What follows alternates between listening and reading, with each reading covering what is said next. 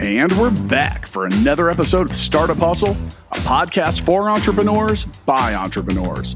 If you want to start, own, or build a business, then you're in the right place. We bring you the real truth about what it's like to take something from concept to launch. From growth, innovation, experience, failing, or winning big, we've got you covered. So let's get down to business with another episode of Startup Hustle, brought to you by Fullscale.io.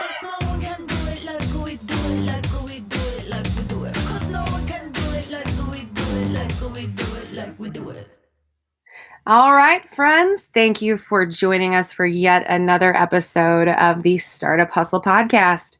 My name is Lauren Conaway. I am founder and CEO of InnovateHerKC, and would like to remind you that today's episode of Startup Hustle is sponsored by Fullscale.io, helping you build a software team quickly and affordably. We love Fullscale, and we are very, very grateful for the opportunity to do this. Today we have with us Britany, DeWitt, Schweitzer. And Britany is a double threat right now. She is president of VeriCorp, an employment screening and testing agency. And then she has a new podcast that we're going to talk a little bit about. And so I would like to introduce you to Britany. Britany, thank you so much for being here with us today. Thanks for having me, Lauren. Absolutely. I'm really excited about that. And I'm going to jump right in. I think what you do is so cool, but I'd like you to tell our listeners a little bit about it. So why don't you tell us a little bit about yourself? How did you get here? What are you doing these days? And why are you doing it? So VeriCorp is a family started business. My dad started it in 1996. So I've literally been around that company, that's where we do background screening and drug screening. I've been around it my entire life, from me literally picking up the sticks in the front of the office, to me cleaning the office, to me actually working under him and doing the background screening and whatnot. And so once I graduated from college, I have two older siblings. Both of them did not want to they worked occasionally in the company. But they did not want to actually stay there and work there. They're both my two older brothers. They're both hands-on. So I am more the business office kind of person. So I started working for him. I didn't think it was going to be permanent. I kind of felt like it was a stepping stone into whatever I was going to do next. And right after I graduated, was working there, literally looking for other jobs. And then finally, he's like, maybe in like 3 years, you could take over the company. And I was like, yeah, that's a great idea. Well, my dad is someone that kind of pulls a trigger fast. And so instead of waiting 3 years, which would have made me 27, he decided to pull the trigger at 24, asked me if I wanted to take over the company. I had about a week or two to decide. And it was one of the scariest decisions of my life. So probably 2 years, year to 2 years out of college, I said yes to taking over the company. And then what my parents did was they decided to go down to Florida, which they own a home in Florida. It's about a 15-hour drive down there. Left me after they sold me the company. So I'm literally sitting there, not knowing what to do, freaking out. So the first year of me owning the company was very scary. They left and went to Florida for a couple months. They eventually came back. But even within those few months, there was only 4 employees, maybe 5, including my parents. So I had both my mom and my dad that work there. My mom does all the financing. My dad is actually no longer with the company. And within the first few months, I had the employee that literally ran the operations for me. Her mother passed away and had to go back to her home state. And I wanted to literally pull my hair out. So I had to learn quick and fast how to run things. My parents tried their best to help me from Florida, which again was 15 hours away. And so the first year was just me feeling like I couldn't get my head above above the water. I mean, it was crazy. By year 2, I finally got a business coach, which helped me tremendously. And here we are almost 5 years later, and I'm still owning the company. I have way more confidence than I did with my first year of owning the company. It is so crazy to look back at who I was then and who I am now. So along with me owning the company, two of the larger things that I did was I got the company to be woman-owned certified. And then what I did in the last year was actually I got it to become LGBTQ certified. So that kind of is where the podcast that I started comes into play. So in the last year, I've been trying to figure out, like, I don't have a passion for my industry, but I have a passion for business. That's the biggest thing that I have realized. And I was trying to figure out what else I wanted to do, which I'm sure there's more I'm going to do in my life. I'm still pretty young. And that's when I kind of came up with, I wanted to do a podcast myself. So then it was kind of figuring out, well, what do I want to do? Where do I want to focus my podcast? And at first it was trying to focus on like maybe millennials in the workforce, because they get a bad name and I literally have to stand up for us at different things. I've literally had an argument with like a 50-year-old man about millennials, but that's a whole other thing. And so that just didn't feel right to be something I focused on. So it finally hit me in the last year. Once I became LGBTQ certified, I decided I wanted to focus on LGBTQ in the workplace. And so that is where Calling BS came into play. And that name stems from, my name is Britany Schweitzer. That's my married name. And basically calling BS on being LGBTQ in the workplace. Like, we have a place to fit in, and we are making moves in the workplace, and it's just basically calling BS on trying to make us like a stereotype. So that's kind of where that stems from. And so I've had that I think I launched that in April, so it's very new. So that's kind of where I am now, and still so much more to come.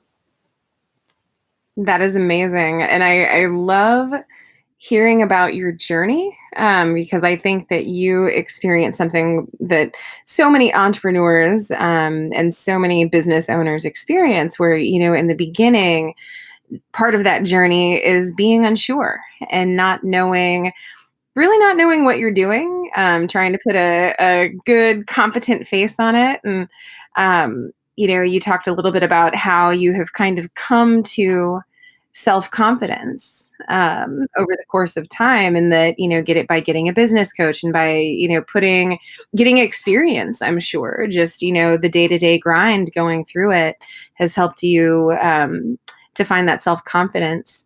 So talk to me a little bit about that, what that journey felt like. I'm really interested to hear. I have like a million questions about the things that you're talking about, but I want to start there. Talk about your journey a little bit. Yeah. So again, like the first year of me owning the company, my confidence level was so low, but I was trying to just figure out what to do. One of the big things I did there was rebranding the company, because I took a 20-year-old business and made it alive again, which I literally got new logos. We didn't even have a functioning website. My dad just kind of dropped the ball when he owned the company. If someone submitted something, it didn't work. So that was one of the big things I did. And just from rebranding it kind of just felt like also rebranding myself in a sense. So that was the big thing I did in 2016. So by 2017, I got a business coach, and he has helped me tremendously. I couldn't say thank you enough to him. I started with him 2017, and he came to my wedding back last year. So we have become really good friends. He is a big support system, and he just puts confidence in me. So once I told him that I even wanted to start a podcast, he's like, do it. Come on, you can do it. And he listens to my podcast, and just I can't, yeah, just that was a big confidence booster. But another part of my journey with the whole podcast. So I came out to my parents as being in the LGBTQ community. I don't like to necessarily label myself, but in 2016. So along with me owning the company, I was also becoming myself in my personal life. So I knew I was gay in that sense, probably in the early, like 2013 is actually when I met my wife. And I didn't come out to my parents till 2016. So that year was such a transformation year. It was me owning a company, me coming out, and then I came out publicly on like social media too.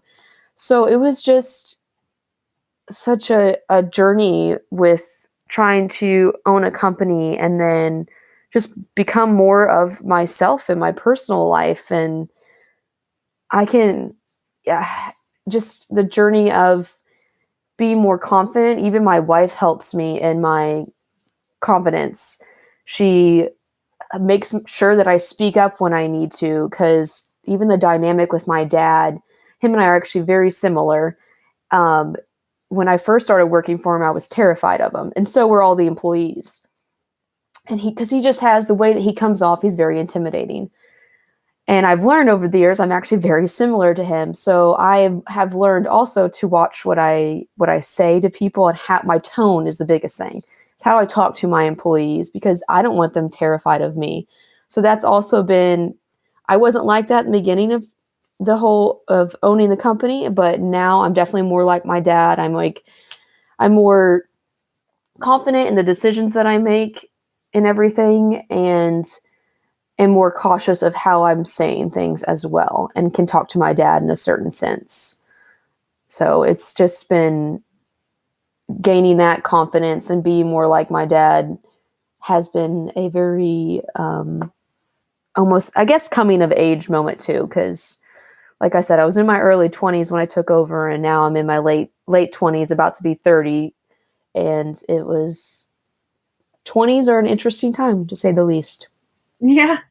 Well, and I love the fact that this journey of kind of self-discovery, I love the fact that you pointed out and you're very aware that these two journeys are happening simultaneously, and that they're very much linked. I mean, Yes, they are.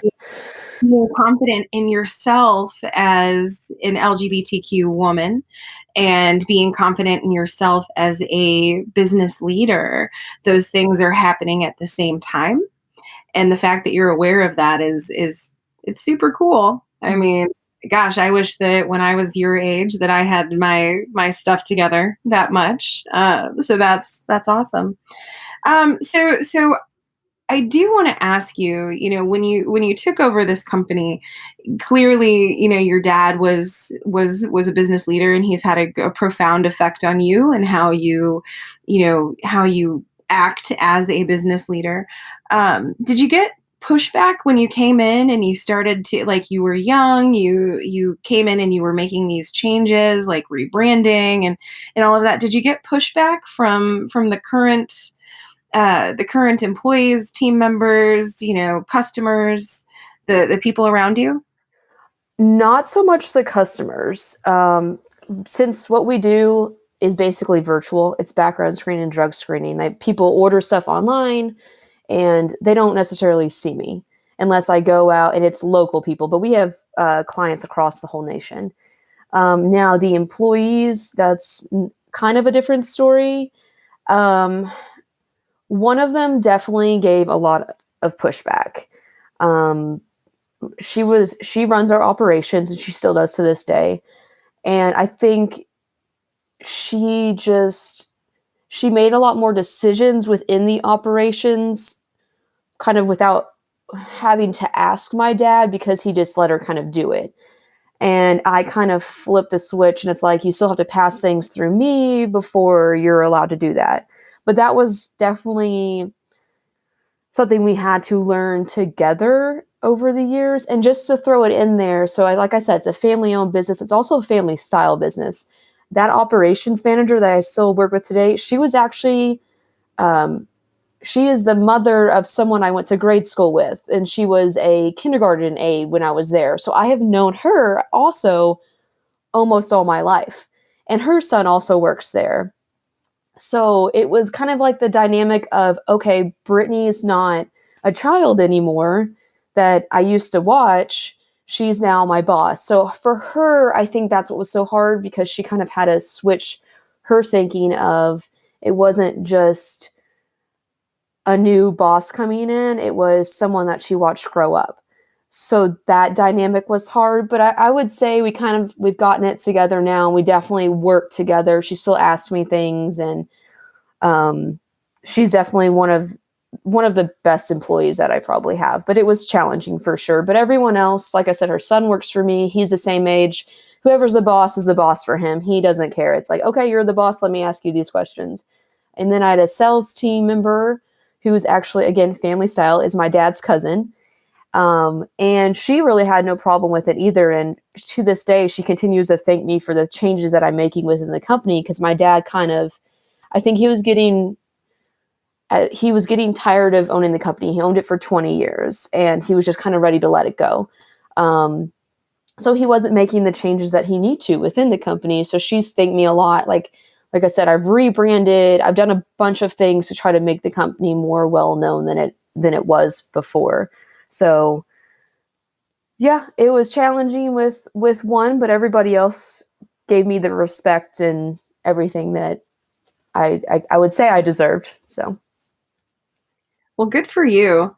I love that you just come right out and say, like, you deserve respect. I think that women sometimes have a difficult time asking for and expecting that level of respect. I think that we tend to walk into situations feeling like, okay, we have to earn this, and imposter syndrome is real, and we talk about that on the show here. So I love the fact that you own that. I am a leader of this company in my own right, and I wouldn't say in like 2017, I wouldn't probably have said that, but now I feel that. So good. That is awesome. And I think if you ask for respect and you expect respect, people tend to give it to you. So I love the fact that you've reached a point in your journey where that's just kind of that's just who you are and what you do and what you're about. And I think that's really cool.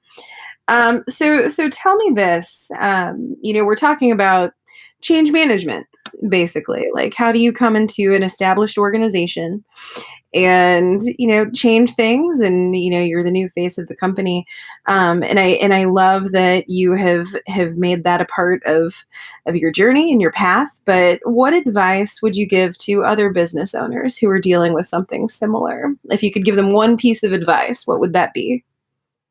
So one of the things also me taking over the company was I still leaned on my dad, who owned the company for 20 years, and my mom, because she deals with my accounting for me, and she's still there today, but she's ready to retire as well. But they're both there, and so my biggest thing was leaning on them and asking for help, because they're not just the way that they deal with giving help is they kind of let me do it and let me figure it out.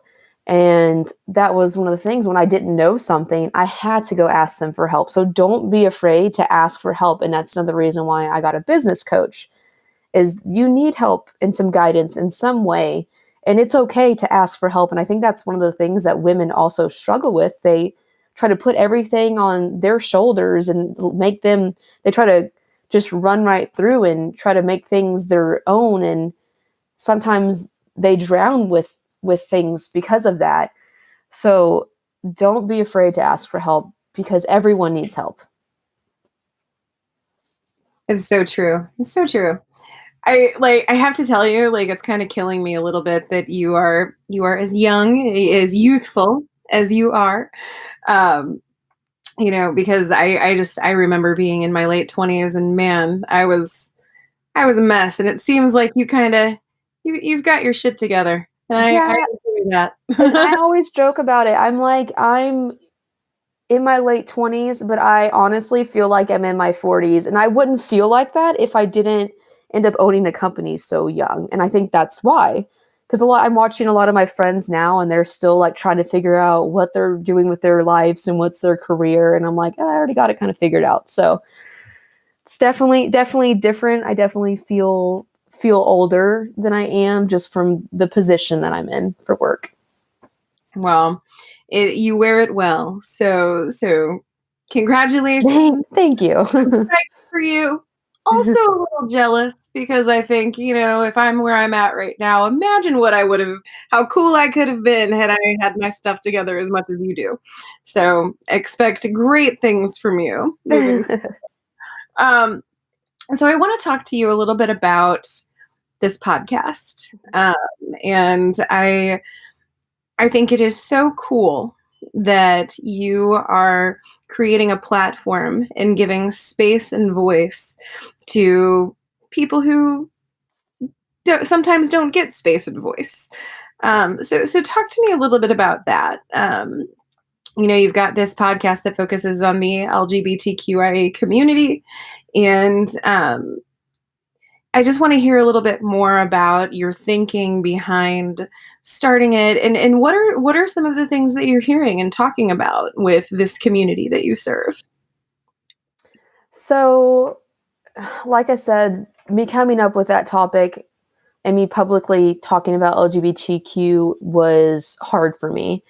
I didn't know where it fit in the workplace and in business. And I've been certified as a woman-owned business since 2018, and I just got my LGBTQ certification this year. So that was a big one, was just being comfortable in the workplace as a member of that community. And I've now joined our local chamber for LGBTQ, which I didn't even know those existed until this year. And within that, I've talked to other members in that chamber and within that community about business.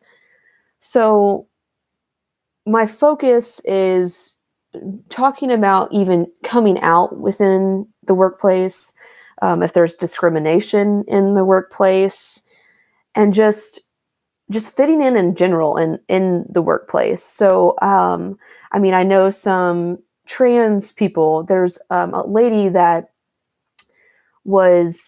I haven't got an interview her yet, but she's on my list, and she transitioned while she was owning her company. And I'm like, that is the craziest, because she was scared to still be the face of the company. So she made her daughter be the face of the company while she was transitioning. So it was just hearing her story, and then my story of being scared to even let my customers know that I'm an LGBTQ. That was what pushed me to want to start this podcast. And I just love hearing other people's stories, because they're not all going to be the same. And a lot of people actually have had more positive things happen to them as being LGBTQ. Like, people just don't really care. They're just kind of, it is what it is. But then I've have other people on the other side that people make comments. One of my episodes, I read a story for somebody. If you don't feel like interviewing for my podcast, I'll read your story for you. And he talked about how his husband actually passed away, and they basically treated it like it wasn't a real marriage. And the company just didn't want to give him his pay time off for his husband's funeral and all that. And it blows my mind that there's companies that are still like that. I mean, that happened back in 2018 for him. And that's my push and passion for that podcast, is letting LGBTQ people know that they're not the only ones out there. If you're suffering within the workplace, if you don't feel comfortable coming out within the workplace, it's okay. Like, I was scared to do it. To my employees, I came out, but to my customers, it has taken me over 4 years to do it. So that's where my push and my passion is for my podcast. I'm a crier, and as you're talking, I'm just like, I'm trying not to tear up, because I just, like, you're telling these stories, and I'm just like, I'm so sorry, but the strength that you are displaying right now is really impressive. So I have to ask, we're existing in a tough time. People keep on saying unprecedented times, and I keep on saying, like, I don't want to use that term, but it's not a bad term, uh, because it's really true. Our current administration, they actually just tried to walk back transgender protections in the workplace, and there are just all of these things happening that are bubbling to the surface with Black Lives Matter and the spread of the COVID-19 pandemic. And so we're in a very, I would say, precarious time, um, even unprecedented time. But I want to talk to you a little bit about that, particularly as it pertains to the LGBTQ movement and individuals who are trying to ensure that they have the same protections and ensure that they are valued. You tell me that there's a man out there whose spouse passed and he wasn't recognized by his company, and that's heartbreaking. So talk to me a little bit about how companies, or what you're hearing, or how you are navigating these very choppy waters, as I mean, really, you're kind of a figurehead at this point for the LGBTQ community. You're a voice speaking out for others who need to be heard. So talk to me a little bit about that. Like, how does your advocacy um, fit into these very difficult times that we're navigating? Is it harder? Um, yes. So, to add things on top of that, my wife is actually a police officer. So I have a little bit different perspective of things. Um, so the it's hard, I guess, for me with this, because when everything started happening, you know, trying to you still want to advocate for people as much as you can, but I feel like I'm in the middle right now. Um, so I've seen like charts on Facebook and stuff, and it's like you want justice for these people, but you also are, you want people to wear masks for the COVID, but you want, the police officers to be safe. And it's just, I feel all these sort of things. So I'm in a weird spot for compared to most people, because it kind of goes both ways. Like I'm for the Black Lives Matter movement. I am educating myself. I'm watching videos and trying to understand like what they're feeling and everything. And then that comes to like even Black trans, like to this day, they're getting targeted and killed, and it breaks my heart, because they're also getting killed within their own Black community. And it's a very sticky situation. So for me, I am trying my best just to advocate for people that don't feel like they have their voice. So if people reach out to me and they want to share their story, I'm not against it. I want to share and spread awareness for what's happening, even within the Black community, the trans community, the police community as well. Like, I'm just trying to be an advocate for all, because we're all human. That's the biggest thing, is we're all human. Like that doesn't, no matter who you are, what you do, we all deserve respect and decency and justice. Absolutely. So I talk about Kansas City a lot here on the podcast, because that's where I'm from, and Kansas City is my heart. But we actually were one of the leaders in the nation of this is not something to be proud of, but we actually, I can't remember if we lead the nation or if we're just in like the top 5, but for Black trans women being murdered.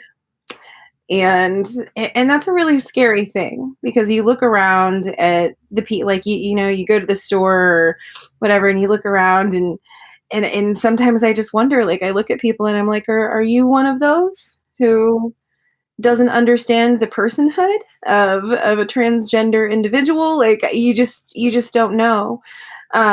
We've had, and I mean, I'm a full believer in, like, say their names. And so we talk about Brianna Hill, and we talk about Jalea Jamar, and these women who have been murdered, because of who they are. And I mean, Black transgender women are subjected to more violence than pretty much any population group out there. And so that needs to be a part of our conversation. Like, we have to talk about it, because if we don't talk about it, then it's going to keep happening, and so that's a very scary thing. And I love the fact that you've mentioned it several times. Like, let's bring it out into the light. Yeah. I think one of the things that this period in time is teaching us is that, we have to examine ourselves, warts and all. And I hope that is a trend that continues. I don't know. I mean, thank you for what you're doing. So I want to get tactical with you for a second, and I'm going to ask you to do a little bit of emotional labor, if you don't mind. Okay. But one of the things that we want here at Startup Hustle Podcast, we want to be instructive. We want to tell our entrepreneurs and our founders and our small business owners, our listeners, like, what are the ways that you can be proactive, and what are the ways that you can take action? And so, as you're kind of the ear on the ground or one of the ears on the ground for the LGBTQ community, what are some ways that business owners, startup founders, entrepreneurs, what are some ways that they can be proactive and intentional about creating a welcoming environment for their LGBTQ team members? One of the things that I at least do is, even when I interview people, I try to make sure that they're going to fit within the culture of our business, and kind of let them know up front who I am and who I'm married to. I actually have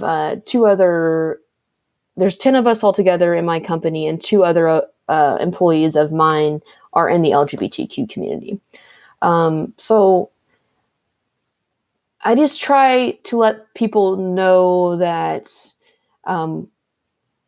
we're inclusive. Anyone is allowed to be there. And my biggest thing is also having an open door policy. So if you need to tell me anything, I know a lot more personal stuff about my employees, and maybe it's because we have a small company, but they don't have a problem telling me if there's, personal issues going on. I don't know if that answers your question. No, I think that's good. I think that's important. So I'm gonna get philosophical with you for a second. I want to ask you, what do you think? What has been the most transformative part of this journey for you? Like, what has changed you the most? And I'm going to specify, what has changed you the most for the better? That is a tough one. I'm not going to apologize for it. I almost just want to say me owning the company. Like we said, like, if I did not own my company, if I was just another employee or just an employee in the workforce, I don't think that I would have the confidence that I have now. And I got thrown into that early, more unexpectedly than planned. And I had to learn how to how to run a company and be the decision maker for the company. And I definitely, like I said, have more confidence now than I ever did. And making the decisions, even for my employees, like during this pandemic, we have an office space, but as soon as, so one of the things we do is go to courthouses to look up data. So as soon as the courthouses shut down, I was like, okay, we're all going home. And at this point, I don't even see us going back to the office for the rest of the year, just because it's starting to spike again. So it's just making those decisions. Before, it's had to kind of ask somebody, like, should I do this? Or I'm not sure if this is the best decision, but now it's me making those decisions. And I think me just owning the company has helped me be the person I am. Yeah. That's a lot of pressure, you know. I think that one of my soapboxes when it comes to entrepreneurship, like I'm very vocal about the fact that I love entrepreneurs, because entrepreneurs are the problem solvingest, most passionate, creative, resourceful people I know. And I love that. Like, you have to be a special kind of crazy to look at a problem, figure out a unique way to solve it, and then run with it. You know, there are people out there who, you know, don't have insurance, and they're like bootstrapping with their credit cards, and they have a lot of skin in this very scary game. You know, so I love entrepreneurs, but I think that one of the most important parts of entrepreneurship, and one of the scariest parts of entrepreneurship, is when you start taking on those employees, because then you're not just responsible for yourself, you're responsible for your whole team. And what does that look like? What does that feel like? So I keep on commending you, but I'm super excited about what you do, and who you are and who you're becoming, because it's hard. It's really hard. And I don't think we talk about that enough. Like, we always talk about, oh, you know, we've got, you know, I'm on my grind and I'm killing it. And, you know, we don't talk about the hard parts as much. So what's been the hardest part for you? Well, like you said, the having employees that you are now responsible for. Even again during this pandemic, I have had friends that are basically, they feel like their bosses and stuff don't necessarily care. And that's one of the biggest things that I want to stress with my employees, is that I care about their well-being and their health, and I want them even mentally to be okay. So I think they have definitely become my family, and I want to take care of them. So even during this pandemic, I made sure that I went ahead and like sent them gift cards to the store, because I just want to make sure that they're okay. And then we've done every week we do a virtual meeting to check in with them, because I know everyone's mental state is not all the same. And I know definitely for me, even just being at home and doing the same thing every day, when before I was going into the office every day, it's definitely a different mentality, and you just kind of feel stuck. So that's the biggest thing, is making sure everyone that you're in charge of is doing okay, and their well-being is okay. And it's not just being sick and stuff, it's your physical and your mental. Like, your mental health is very, very important, and that's one of the things that I'm just trying to do even better about. And I'm making sure that they're okay. Yeah, that's that's a hard line to straddle. Well, so I want to end on a good note. We're coming up on time here, so I want to ask you, what is your favorite thing about being a woman leader in the spaces that you operate in? Um, I think, especially for my industry, for the background screen industry, um, it was a male dominated industry for like the longest time. And I, again, have been around it basically my whole entire life.